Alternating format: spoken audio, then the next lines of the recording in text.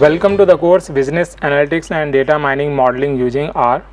So in the previous lecture we were doing an exercise for new base. We did an exercise for new base in Excel. Now we also talked about a particular data set on on flights, and we are going to use that to do a modeling exercise in R. So let's open R Studio.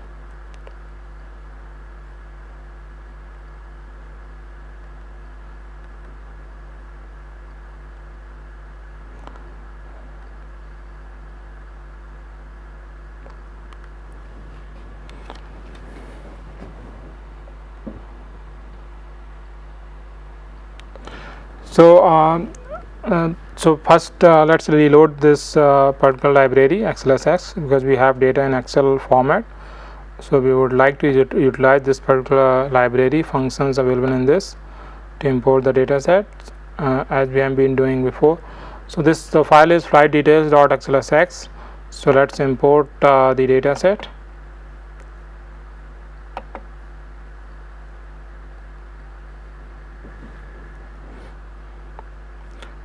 So here you can see 108 observations of 13 variables, but we don't have those many variables, and there are some NA columns and NA rows in this actually.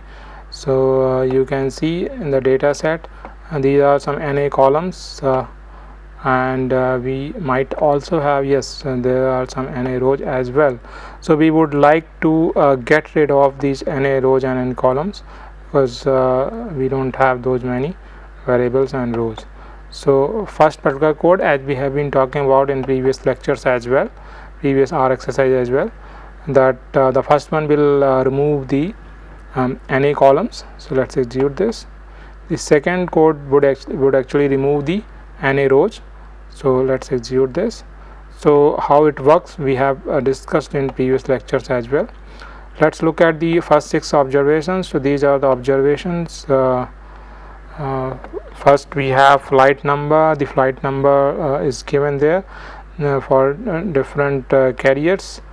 Flight carriers are also there. So there are, as we will see, there are 3 carriers we have. Information on data on 3 carriers we have. Then date. These are 2 dates specifically. Then we have source.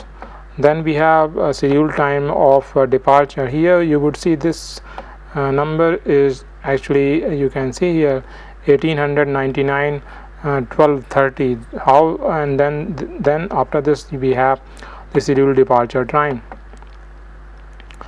So how this number is coming in there, why this particular date is coming in there? So this is important detail that we will discuss. Now all the variables which are storing time, actual time of departure or schedule time of arrival or actual time of arrival, you would see that this particular date is also appended before the time. Right after this we have a destination variable.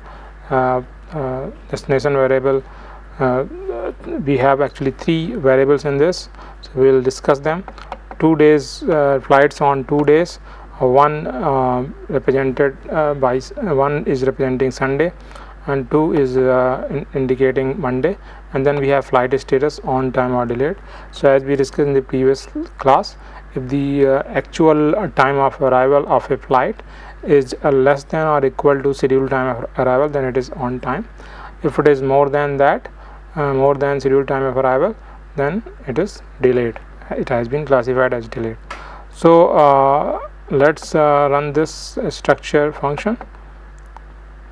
You can see that flight carrier, it has 3 labels: Air India, Indigo, and then Jet Airways, as you saw in the first 6 observation. So these are the 3 carriers. We have information on these 3 carriers. Then the date is, there are 2 dates, 30 and 31st of July 2017. And then the next variable is source, that is factor variable, 3 labels: BOM, that is for Mumbai, and DEL, that is for Delhi, and then MAA, that is for Chennai airports. and then we have scheduled time of departure and the actual time of departure and scheduled time of arrival, actual time of arrival. So these are actually this POSIX CT format that is there in R, and the times are given, right? So we'll discuss this, why this particular date is coming there. Then destination, we have 3 labels. These are the 3 airports: BLR for Bangalore, HYD for Hyderabad, and IXC for Chandigarh. So these are the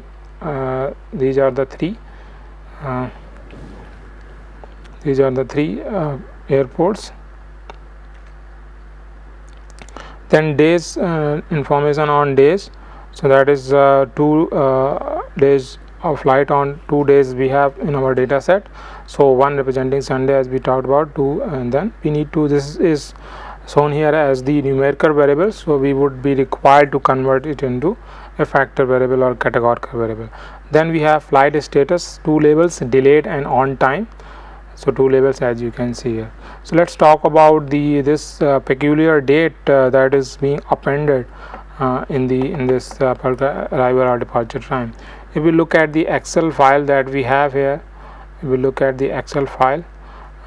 didn't have this information here. You can see that scheduled time of departure, actual time of departure, and in the Excel file we don't have this information.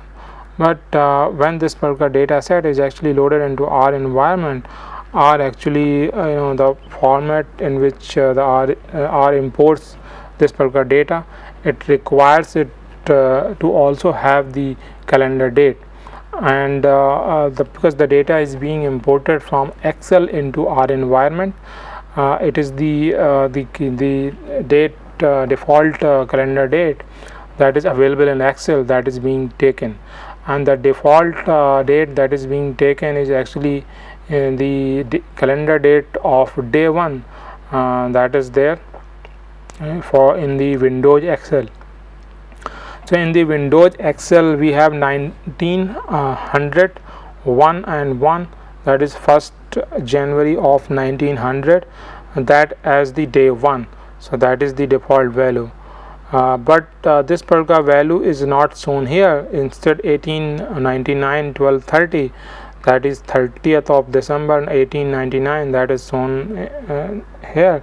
That is again because of that the Excel incorrectly treats 1900 as a leap year, and this being the case, all the dates which are come after 1901, so there for those dates we have to do the adjustment. So this particular date has been taken. So after this adjustment for post 1901, you can see this particular date which was 1901 and on, which was meant to be in Windows Excel as 1901, now becomes 1899 1230, right? So this is the particular date that is taken by default when we import data from Excel, Windows Excel. We are running Windows operating system, and we are importing this data from Windows system and the Excel data into our environment. So this date is being appended here. Now how do we correct this? So let's look at the few lines of code. So first let's take a backup. So this was the data originally as it was imported, so we've taken the backup. Now what we'll do, we'll format these particular times, arrival and departure times, into this format, just this format, so that the date is we are able to get rid of the date information. So let's execute this. So once this has been formatted, if you are interested in the value, you can type here, and you would see that all the values are in this format now. And if you are interested in the class of this now, then that also you can see this is now character vector of 107 length, right? So this has been extracted. Now we'll convert it into a POSIX LT format that is available in R. So we use the paste function where we'll first paste this particular date that is stored in the another variable in the data frame, which is having the correct date information as we saw in the previous outputs. Let's look at again. So this is the date column where we have the correct dates. So that particular date is going to be used now, and then we'll have stored in this format. So let's execute this. Now once this is done, now let's look at the values. So you can see correctly specified the dates, right, where it is supposed to be 30, it is 30th of July 2017, where it is supposed to be 31st of July 2017, it is that, and the time format is also now IST. The earlier time format, if you are interested in, because we did not look at the time zone, so we can still do it using by looking at the this particular the backup that we had taken. So there you can see the by default not just the calendar date that was appended was the day 1 of Windows Excel, and that too in incorrect, and then the time zone is also taken by default as GMT, right. So we have been able to change this, and now the correct dates are appended, and then IST. So you might be thinking why we have calendar date information at all in time. So this is the R format where it requires, if you just try to create a POSIX LT or CT object without the calendar date, it will automatically take the system's date and append it to that time information. So let's do the same exercise for other columns, other date columns, times column that we have, arrival and departure columns. So let's execute these lines of code, and now let's look at the first 6 observations.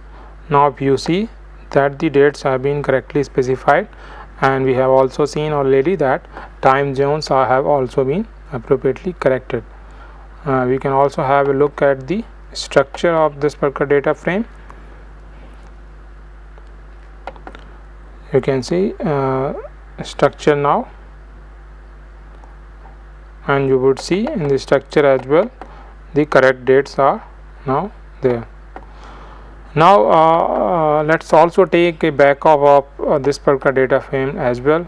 But as we have discussed that our particular task is to predict the flight delays, therefore we are not and the predictors information that we would like to model is not actually incorporating the actual dates, rather than we are going to use the time intervals of departure.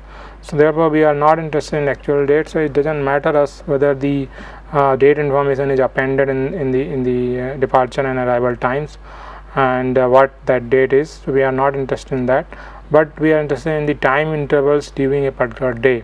So therefore having different date appended in a particular arrival or departure time will complicate the thing, complicate the process, as we will see in the later part of the code. We would like to have to simplify that coding process that we are going to follow later on. We would like to have the same date, not even though the data is on 2 days, 31st of July 2017 and 30th of July 2017, we would like to have just one date here, so that our computations which we are going to do later on are easy, because we are interested in time intervals on any calendar date, right? We are not bothered about the specific date. So let's restore this particular data frame DFB, the first backup that we have taken, and we are again going to use this particular function strip time, strp time. So this is going to format the information that we have into the format that we want. We'll see just now. So if you are interested in finding more detail on this particular function, You can type the name of the function here in the help section, and you can find more information here. Date time conversion functions to and from characters. So this is so it will take the character vector in the X and will format as per the specified format, and the time zone, if it is null, not specified, then the system's time zone would actually be taken. And this is what has happened. If we look at the first 6 observation, you would see that all the times now they have been appended with the this particular day's system's date. Here you can see 8th of August 2017. So all the time related variables, departure and arrival times, they have been appended with this particular date, even though the actual date as per the date columns were different. But since we are not interested in dates, we don't mind, because we would be calculating time intervals. So there we would like to have the same date instead of different dates. You can have a look at the structure variable as well. You can see the different date has been mentioned here. So we had been converting data into one format to another because of this issue, wherein the departure and arrival times are being appended with the calendar date as well. So we saw that by default it takes the 18, 99, 30, 12 value. Then we change it to the correct values as per the information in the data set that we have 30th July and 31st July. Then because the later computations and the modeling that we require, we don't actually focus on the specific dates, and the computation would simplify if we have the same date for all the times. It would be easier for us to compute the time intervals later on. So we have appended the current date of the system. So as you can see here. Now as we discussed, what we are going to do is we are going to take the actual departure time and this particular variable ATD, and we are going to break it into appropriate time intervals. So we are converting a variable, converting a particular date variable or time variable into a categorical variable. So we are going to do binning for this. So let's look at the range. So here it was for this range that we changed the calendar date for arrival and departure times. Now had it been the same dates, the actual dates, you would see that as in the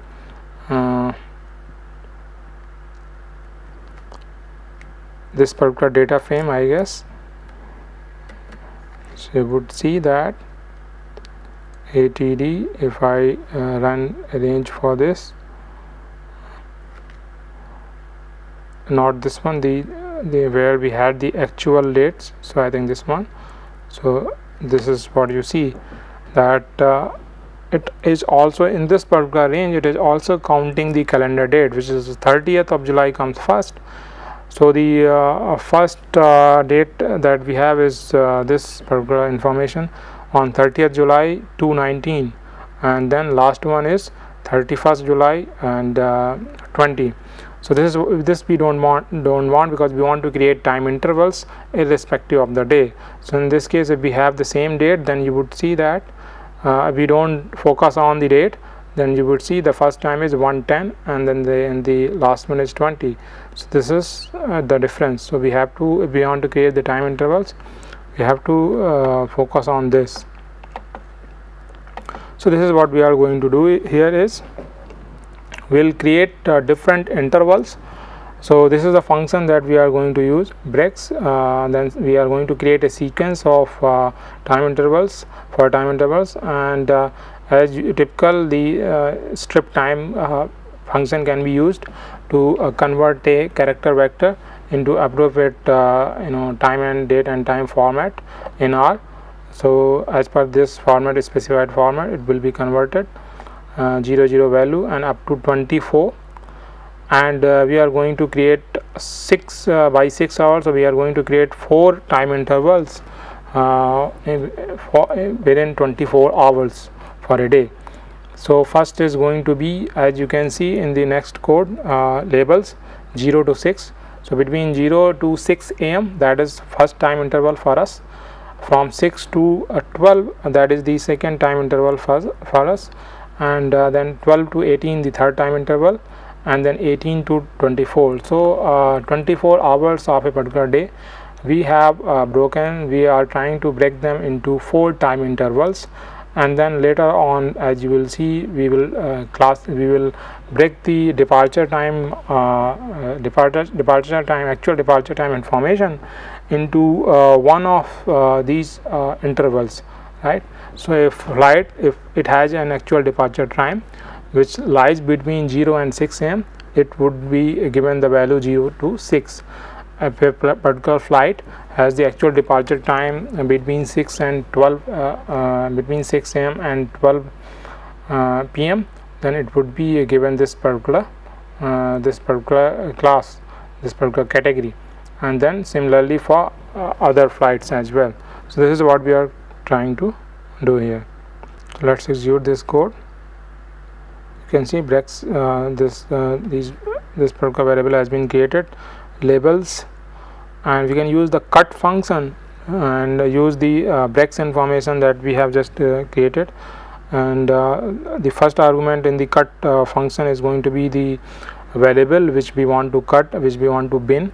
So we want to bin actual departure time into 4 bins that we have already defined. Labels name are appropriately defined, and as per the breaks it is going to be different observation is going to be binned. Now there is one more argument that you would see, that write as false. So this would indicate whether in a range the right side value is going to be counted or not. So because this is false, so right value is not going to be counted. So the range is actually going to be open on the first value of this interval, and being closed being open on the last value of the interval, and closed on this particular value. So it will take the value, it can take the value 0 but not 6. 6 will come here in the 6 to 12 category. Similarly 12 will come here in the 12 to 18 category, and similarly flight at departing at 18 would come into this category. So in this fashion we would be able to create this, bin this particular variable. So you can see in the environment section, the departure, this function has been created. If you are interested in the actual values, you can see. So for all the 107 values, now all the values they have been given a class, or they have been assigned a bin to which they belong. From the output of this particular variable, categorical variable that we have just created, you can see the labels as well. So using the cut function, by default we are creating a factor variable. You can see the labels have also been appropriately specified in this. So once this particular departure time, the actual departure time, once we have binned this particular variable, we can add this into our existing data frame. And as we talked about the day variable that we had, let's also look at more details on this. Day, and you can see this is numerical variable, even though this is categorical, so stored as numerical here. So we would like to convert it into factor or categorical variable using as.factor function. So let's execute this code. Now let's look at the labels of this. So you can see labels are 1 and 2. So to bring more clarity to these labels, we'll change the labels name as Sunday and Monday, because 1 is representing Sunday here and 2 is representing Monday. So let's change the labels as well. So once this is done, we can have a look at the again the structure. So you can see now the day has also been appropriately being mentioned here in the output, Sunday, Monday here, and the destination also. Now you can also see the another variable departure, DEPT, with 4 labels. So now we have been able to create the variables in the format that we want. Let's look at the first observation as well. One more variable, as you can see, depth, and day also you can see it has changed. It has now become Monday and Sunday because we have changed the labels now. So this has also changed.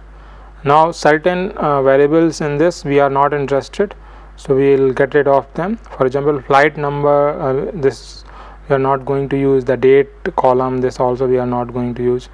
Now the departure and arrival times in different columns that we have, that also we don't require. So 5 to 8, the 4 columns that we have, so we are no longer interested in that. We have appropriately transformed the created the required variables. So let's get rid of those columns. Now let's look at the variables that we are interested in. Now we are reduced to a data set of 5 variables, data frame of 5 variables, 6 variables, 5 predictors, and 1 the outcome variable of interest is flight status. And the other variables, you can see first one, flight carrier, now 3 labels, and then the source, then we have destination, 3 airports each, then we have day, that is Sunday or Monday, then we have flight status, that is outcome variable, and then we have departure, that is different time intervals of a particular for a particular flight, the time interval for the departure.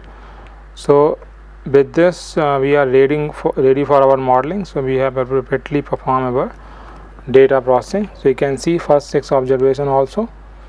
So these are the observations. Now we are ready for our modeling exercise. So what we are going to do here is we'll first start with the partitioning of this particular data set. So we'll keep 60% of the observations in the training partition and 40% of the observation in the test partition. So let's do the partitioning using this sample function. Let's create the training partition, then test partition.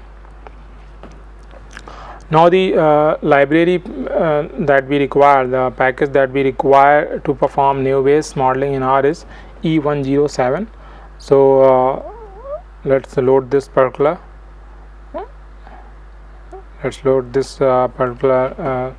library. Now let's look at the Naïve function. So in the Naïve function, the first argument is going to be the formula that we have to express in this form, as we have been doing in other functions in previous lectures. So you can see flight dot status is the outcome variable of interest here. So you can see appropriately specified, then the tilde and dot, that is representing that. All other variables are going to be counted as predictors. Now as you have seen that data frame that we have now, we have just the outcome variable and the predictors, no other variable there. So we can use the dot here, and the training partition that we have here is the df train. So let's execute this code. Let's look at the attributes of this particular variable mod. So this is, so these are the attributes. Class is new base, and this is new base object, and so these are the attributes. These are the other information that we have, right? Labels, call, tables a priori. So let's look at the output in more detail.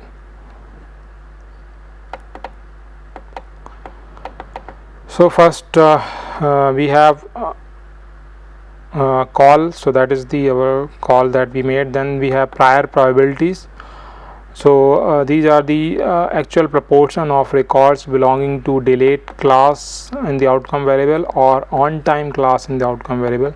So as you can see, 37.5% of the records belong to the delayed class in the data set, and in the 62.5 records belong to the on time class of outcome variables. This is with respect to training partition and not the full data set that we have. Now after this we see a table on conditional probabilities. As we can see here that y, that is nothing but flight status, and flight dot carrier, and for different labels we have the probabilities values, right? So just like the exercise that we have done on using Excel, so here we have more than one or two predictors in this exercise, and you can see for first predictor, that is flight carrier, and the outcome variable for different classes we have the probabilities values. So this would essentially mean that the Naïve based formula that we have talked about, so these are the probabilities, right? So these are the probability values for each class, and for each class of that predictor, and given that whether they belong to the delayed or on time class of outcome variable. So these probabilities values you can see here for other predictors as well. If you want to have a relook at the Naïve based formula, we can again go back to the formula. You can see, so these are the values we are interested in. X1, that is predictor given the that particular class, that is CI, so whether delayed or on time, and the probability of belonging to probability of that particular value, predictor's value. So these are, these predictors being categorical, so they can take these values. For example, SRC, it can take 3 values. So for each of these values with respect to different class in the outcome variable, the probabilities values. So we have, so this table actually has all the information that we require to compute these Naïve based probabilities, whether the numerator or denominator or the actual Naïve based probability. So the attributes that we saw, if you want to access these attributes one by one, so this is how we can do. So these are the a priori one, the first attribute, then other one tables that we have already gone through. So with this we'll stop here, and we'll continue our discussion. We'll continue doing our modeling using the same data set in next lecture. Thank you.